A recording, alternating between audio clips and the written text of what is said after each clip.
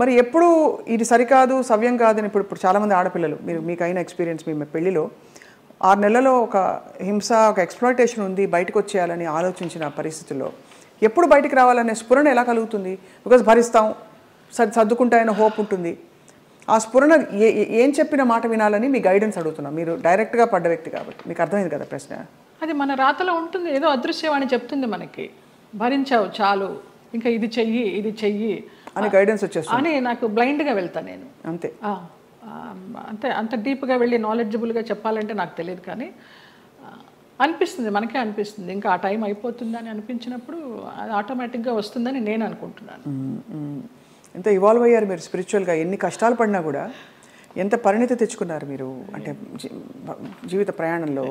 నేను కేరళ డీటాక్స్కి వెళ్ళినప్పుడు కూడా 14 days ఒంటరిగా ఉన్నాను. అప్పుడు నా లైఫ్ స్టైల్ మారిపోయిందమ్మా, మైండ్ సెట్ కానీ లైఫ్ స్టైల్ కానీ. ఎంత భయస్థురాల్లో నేను, చిన్న విషయానికి భయపడిపోతే, ఎక్కడన్నా నొప్పి వస్తే, ఇక్కడ నొప్పి వస్తే బ్రెస్ట్ క్యాన్సర్ ఏమో, ఇక్కడ నొప్పి వస్తే అపెండిసైటిస్ ఏమో అని అస్సలు లేదు. ముక్తినాథ్ నడిచి దిగాను -degreesలో మొన్న. అవునా? మొన్న రీసెంట్గా 4 days అవ్వలేదు. ఆ ముక్తినాథ్ ఒక ఇన్సిడెంట్ చెప్పాలి స్వప్న. ఒక ఆవిడ కటక్ నుంచి వచ్చారు, జ్యోత్స్నారావు అనేసి, ఒరిస్సా ఆవిడ కాదులే, ఒరిస్సాలో జాబ్ చేసేవారు, కాకినాడ ఆవిడ, బ్రాహ్మణ ఆవిడ. ఎవరు లేరు, నానే వాళ్ళు ఎవరు లేరు, తోడబుట్టిన అన్నదమ్ములు కానీ అక్క చెల్లెళ్ళు కానీ సంసారం కానీ పిల్లలు కానీ ఎవ్వరు లేరు. ఆవిడ బ్రహ్మచారిణి.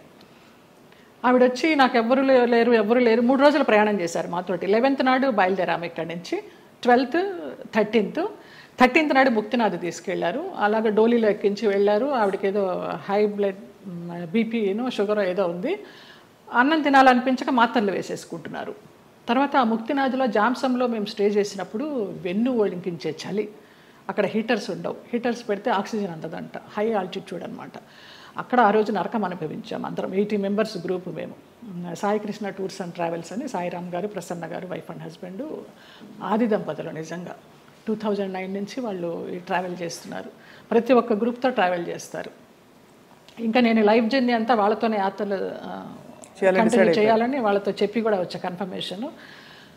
ఆవిడ ముక్తినాథ్ని దర్శించుకొని, సాయిరామ్ గారు మేము వెళ్ళే రోజు ముందర రోజు నైట్ హోటల్లో డిన్నర్కి గ్యాదర్ అయినప్పుడు చెప్తారు, అమ్మ ఇలా ఉంటుంది అక్కడ సిచ్యువేషను, స్నానాలు చేయకండి, 108 జలధారలు ఉంటాయి, స్నానాలు చేయకండి, -degrees ఉంటాయి, నెత్తి నీళ్లు చల్లుకుంటే చాలు, మనకి ముక్తినాథుడి దర్శనం కావాలి, మీరు ఆయన్ని చూడడం కాదు ముఖ్యం, ఆయన మిమ్మల్ని చూడడం ముఖ్యమని చాలా చక్కగా వివరించి ఆవిడని అడిగారు, అమ్మ మీ పరిస్థితి ఇలా ఉంది, వస్తారా, రాలేకపోతే రూమ్లో ఉండండి, భోజనం ఏర్పాట్లన్నీ చేసి మీకు ఒక మనిషిని పెట్టి నేను వెళ్తాను. లేదు సాయిరామ్, నాకు ఆ ముక్తినాథుడిని చూడాలి, నా ఒకే ఒక కోరిక అన్నారమ్మ. వచ్చారు, ముక్తినాథుడిని చూశారు. మర్నాడు అందరం బయలుదేరి బస్సుల్లో పోఖ్రా రిటర్న్ రావాలి. కార్లోనే స్పాట్ డెడ్ అమ్మ ఆవిడ. ముక్తినాథుడు అన్నందుకు ముక్తి మోక్షం. ఎంత అదృష్టవంతరాలు, ఎవరు లేరని 80 మందితో ప్రయాణం చేసి 3 రోజులు ముక్తినాథుని చూసి 4వ రోజు పోయింది. అసలు అద్భుతమైన సంఘటన అయితే నాకు, నేను మర్చిపోలేను ఈ యాత్రలో. ఆవిడ చనిపోయినప్పుడు ఎంత ప్రేతకళగా ఉందో, చితి మీద పెడితే అక్కడే ఎవరో కజిన్ నెంబర్ దొరికింది, ఫోన్లో అడిగితే మేము రాలేమండి, అంత దూరం మీరు చేసేయండి అని ఈయనకు అథారిటీ ఇచ్చేశారు సాయిరామ్ గారికి. అక్కడ ఆర్మీ సహాయంతో ఆయన మన హిందూ సాంప్రదాయంలో ఆమెకి దహన సంస్కారాలు చేస్తే, చితి మీద పెట్టినప్పుడు ఆవిడకి ఫోటో తీస్తే ఎంత చిద్విలాసంగా ఉందో తెలుసా అమ్మ ఆవిడ ముఖం. చనిపోయినప్పుడు ఈ 4 బయటకు వచ్చేసి కళ్ళు తేలేసి ఉన్న మనిషి హాయిగా అలా ఉంది. అసలు అది జన్మలో మర్చిపోలేను. అంతకుముందు రోజు అడిగారు, ఎవరికి ముక్తి కావాలంటే 2 చేతులు ఎత్తా నేను, ఏం మీకు లగేజ్ లేదా అని అడిగారు. నాకు ఏ లగేజ్ లేదన్నాను. అంటే వెనకాల బంధాలు లేవా అనేసి. మీరు అనుకుంటే కాదు దేవుడు అనుకోవాలి, ఆయన ఎవరికి ఇవ్వాలో వాడికే ఇస్తారు అనేసి. అలాగా ఆవిడ అదొక అద్భుతమైన సంఘటన. ఆనందించాం, ఆవిడ పోయినందుకు బాధపడలేదు. ఎంత అదృష్టవంతరాలు, ఎంత చక్కని అనాయాసన మరణం అంటారు కదా, అలా. కార్లన్నీ ఆగినా ఏంటనంటే పోయారు. అంటే భగవద్ దర్శనం అయిందా అని చాలా మందిని అడుగుతాం. ఇంతకంటే నిదర్శనాలు ఏముంటాయి? మోక్షం, ముక్తినాథుడు. మా వాళ్ళందరూ, మా మామ కొడుకులందరూ ఆ -degreesలో 108 జలధారాల్లో స్నానం చేశారు. ఒక్కొక్క జలధార నుంచి ఇంకొక జలధార వెళ్తుంటే వాళ్ళకి బ్రెయిన్ పనిచేయడల్లా ఫ్రీజ్ అయిపోతుంది, అలా చేశారు. నేను ఆ 108లో చల్లుకోవడానికి అరగంట పట్టింది, ఈ చెయ్యి పనిచేయాల 1 గంట, బ్లడ్ క్లాట్ అయిపోయి. అంత చలి. -degrees. అది అంత కష్టతరమైన ప్రయాణం. ఎంత చక్కగా వెళ్ళొచ్చామో వారి ఆధ్వర్యంలో.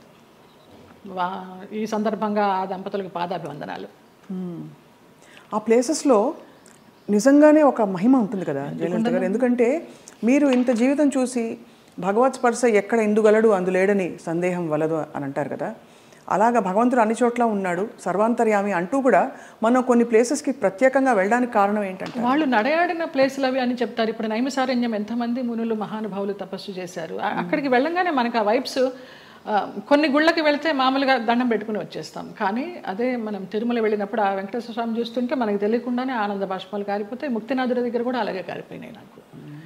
మన దేవుళ్ళ రూపాలు ఉండవు, ఏముండవు. వాళ్ళు నేపాల్ పద్ధతిలో తయారు చేస్తారు. అలా ఉన్నా కూడా వైబ్స్ ఉన్నాయమ్మా. అంతే, వాళ్ళు నడయాడిన ప్రదేశం. జనక్పూర్ వెళ్ళాము, సీతారాములు నడయాడిన ప్లేసు, వాళ్ళ కళ్యాణమైన ప్లేసు. చాలామంది మా గ్రూప్లో అక్కడికి వెళ్ళి దండలు మార్చుకున్నారు, మళ్ళీ సీతారాముల కళ్యాణం లాగా.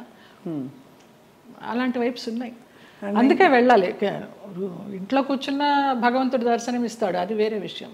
వాళ్ళు నడయాడిన ఆ పుణ్యభూమిలో నడిస్తే ఆ పాదధూళి మనకి కొంచెం పుణ్యం ఇస్తుందని.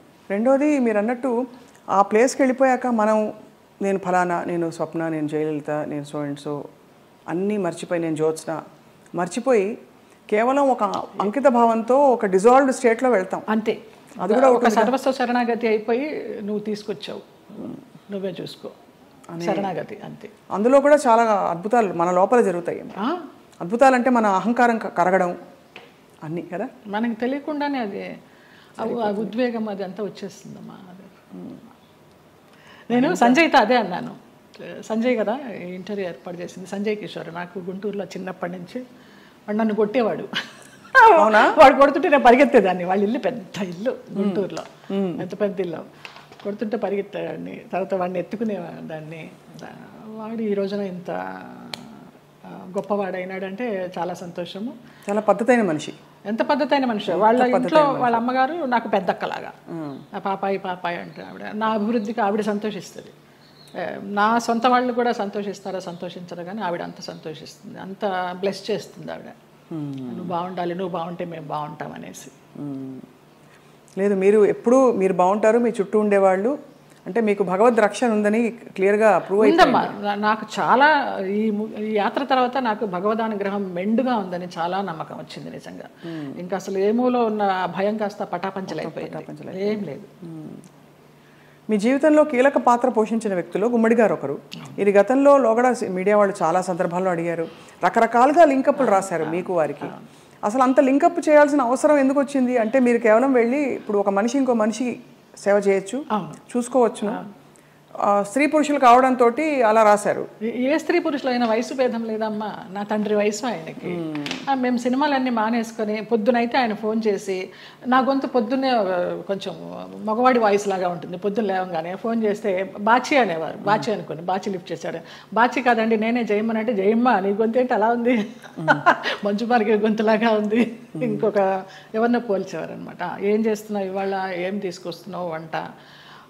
అలాగా ఆయన్ని మేము అభిమానించి మహామహులు, వాళ్ళ సేవ చేసుకోవడానికి పూర్వజన్మ సుకృతం ఉండాలి నిజంగా. తల్లిదండ్రి లేరు, వాళ్ళ ప్లేసుల్లో వాళ్ళని ఊహించుకొని, ఆ లెజెండ్స్ వాళ్ళు చేసిన క్యారెక్టర్స్ ఊహించుకొని మనకి ఇంత గొప్ప అవకాశం వచ్చిందే, వారితో కూర్చుని భోంచేసేయడం కానీ, వారితో కూర్చుని పేకాడడం కానీ, వారితో కూర్చుని వైన్ తీసుకోవడం కానీ. నా కోసం సులాని ఒక వైన్ బాటిల్ తెప్పించేవారు రోజు 8 వందలు పెట్టి, ఇది నీకే, ఇది జయమ్మకే, వేరే ఎవరు ముట్టుకోవద్దనేసి. అంత అభిమానంగా కొన్ని సంవత్సరాలు, ఒక 4-5 సంవత్సరాలు జర్నీ చేశాము. ఇప్పుడు అటు నుంచి వెళితే నాకు ఆ ఇల్లు చూస్తే మాత్రం ఏడుపు వస్తుంది. అవును, మీరు చెప్పారు. అంత మంచి. ఆయన కుటుంబ సభ్యులు ఎవరు లేరా ఆ టైం? ఉన్నారు, ఎందుకు లేరు. ఆయన కూతుళ్ళు, బిడ్డలు, కొడుకులు. ఒక కొడుకు యుఎస్ లో ఉండేవాడు, ఒక కొడుకు చెన్నైలో. వాళ్ళు ఎవరు సరిగ్గా చూసేవారు కదా? నా ఫోన్ నుంచి నేను ఐఎస్డి చేసి ఇచ్చేదాన్ని అమ్మా ఆయనకి మాట్లాడడానికి. కొడుకు పుట్టినరోజు అంటే విష్ చేయడానికి కానీ, లేకపోతే ఆయనకి ఏదైనా బాగాలేకపోతే చెప్పడానికి కానీ. ఎప్పుడైనా వాళ్ళందరూ మిమ్మల్ని, ఆడపిల్లలు వచ్చేవారు. ఇక్కడ సాంబమ్మ అని ఒక ఆవిడ ఉండేది, ఆవిడ వచ్చి చూసిపోతూ ఉండేది. శారద బెంగళూరులో ఉండేది, ఇప్పుడు ఇక్కడే షిఫ్ట్ అయిపోయింది. విజయమ్మ చెన్నైలో ఉంటుంది, ఇంకొక చిన్నమ్మ అమెరికాలో ఉంటుంది, ఒక ఆవిడ క్యాన్సర్తో పోయింది. ఫోన్లు చేస్తూ ఉంటారు, కానీ లాస్ట్లో ఆయనకి ఒంట్లో బాగాలేనప్పుడు ఆయన పక్కన అంబులెన్స్లో కూర్చుని హాస్పిటల్లో జాయిన్ చేసింది నేనే. ఇంకా ఆయనకి వెంటిలేషన్ తీస్తారనగా జయ ఇట్రా అనేసి నన్ను ఇట్లా గుండెల మీద పడుకోబెట్టుకున్నారు, పోయినారు. ఫస్ట్ పోయిందని తెలిసింది కూడా నాకే. మీకే? ఆ పోయినప్పుడు ఇంక నేను బయటకు వచ్చేసాను. ఇంకా ఆ తెల్లవారుజాము నుంచి వాళ్ళ పిల్లలు రావడం అది. అక్కినేని నాగేశ్వరరావు గారు అన్నారు, ఆయన పోయిన తర్వాత అక్కడ నుంచుని ఉంటే పిల్లలందరినీ పలకరిస్తూ నా భుజం తట్టి నీకు చాలా లోటు గుమ్మడి గారు పోవడం అన్నారు. నమస్కారం. మహానుభావులు వాళ్ళంతా.